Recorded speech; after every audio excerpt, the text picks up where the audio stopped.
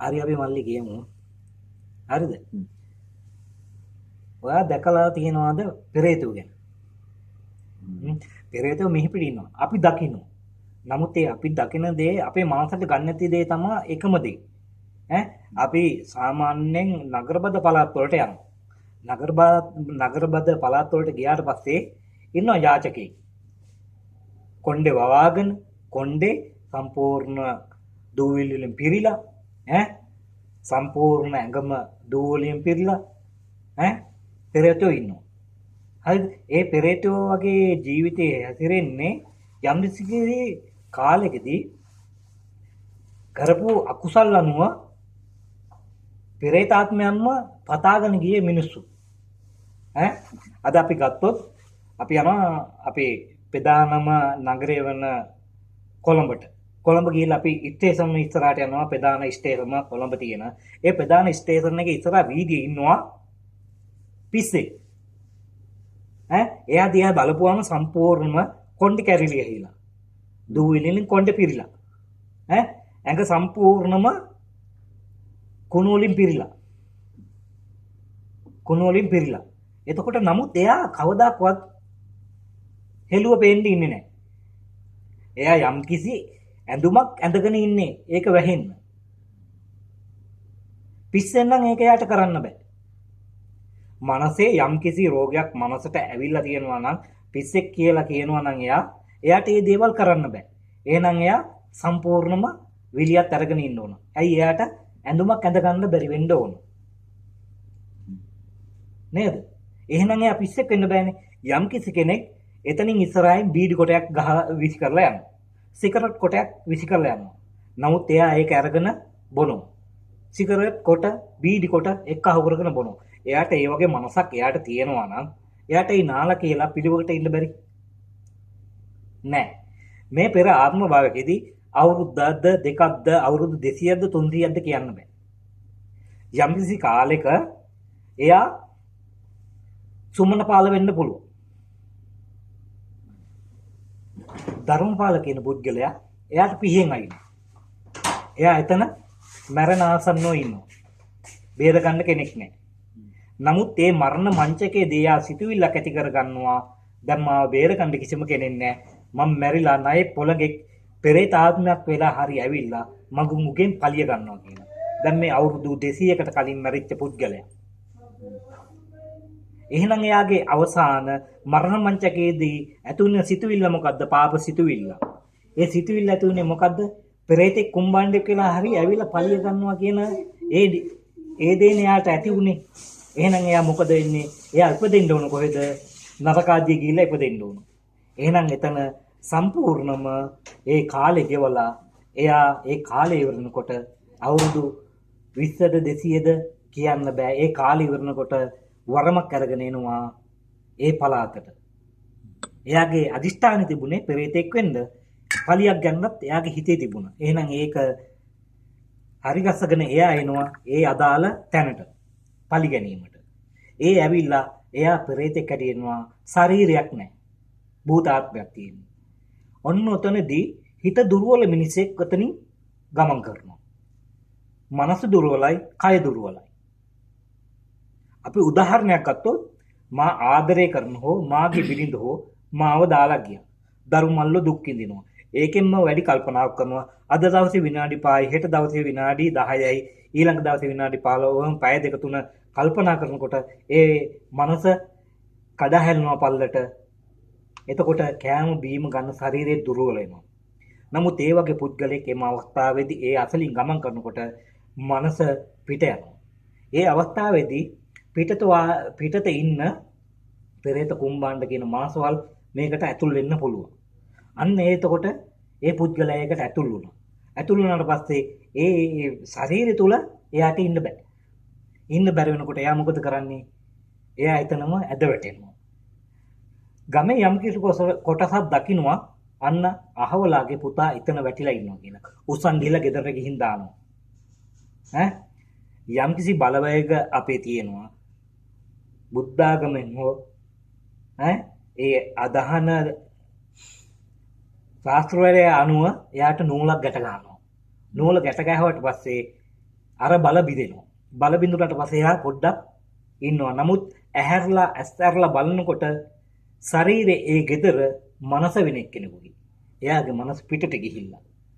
ඊට පස්සේ මෙයා බලනවා ඇහැරලා මේ ඉන්නේ මගේ කට්ටිය නෙවෙයි.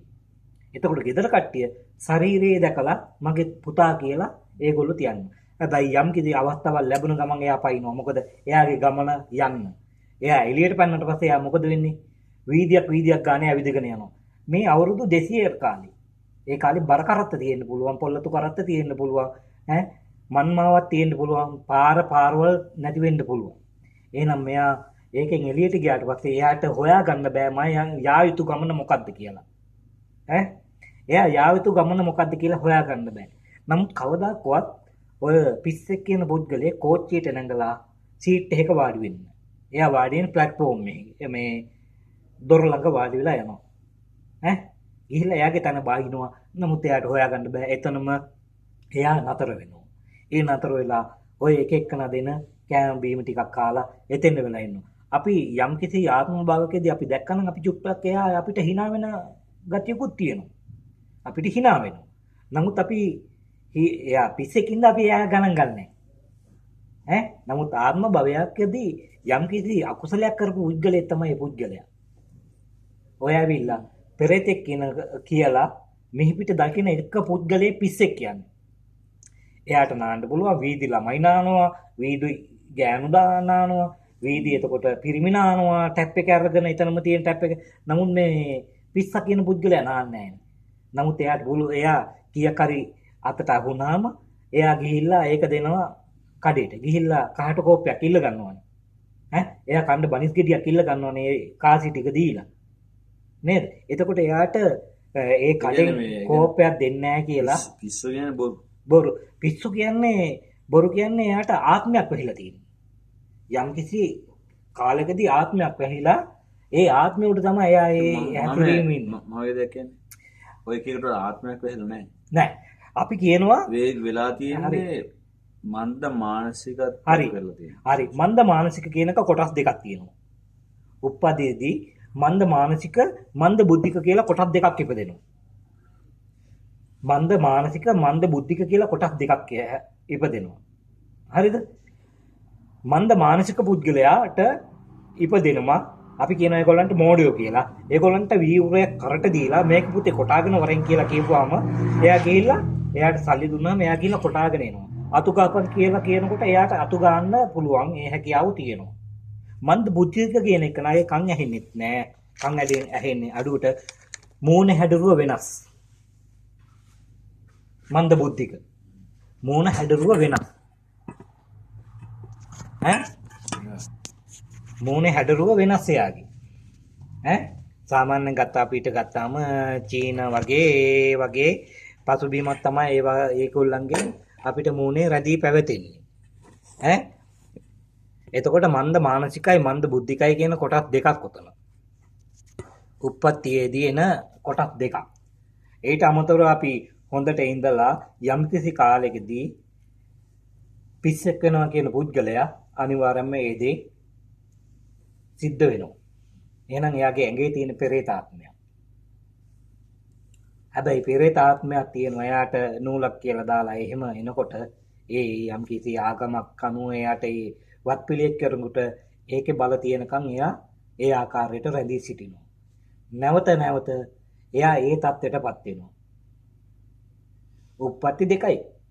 අපි උප්පත්තියේදී සිද්ධ වෙනවා නම් මන්ද බුද්ධිකයි මන්ද මානසිකයි කියලා කොටස් දෙකයි ඉපදෙන්නේ. කොටස් දෙකයි ඉපදෙන්නේ. එතනින් එයා කිසිම දෙයක් නැහැ. එහෙනම් අපිට මේ තියෙන විශ්වයේ කියන දේ අපිට ඒ දේ කියන්න බෑ. අපේ බුදුහාමුදුරුවෝ කියලා තියෙනවා විශ්වය ගැන හොයන්න එපා කියලා. විශ්වය ගැන හොයන්න එපා කියලා තියෙනවා. නමුත් අපි කරුණු පැහැදිලි කරගෙන එනකොට ඔය වගේ දේවල් තියෙනවා.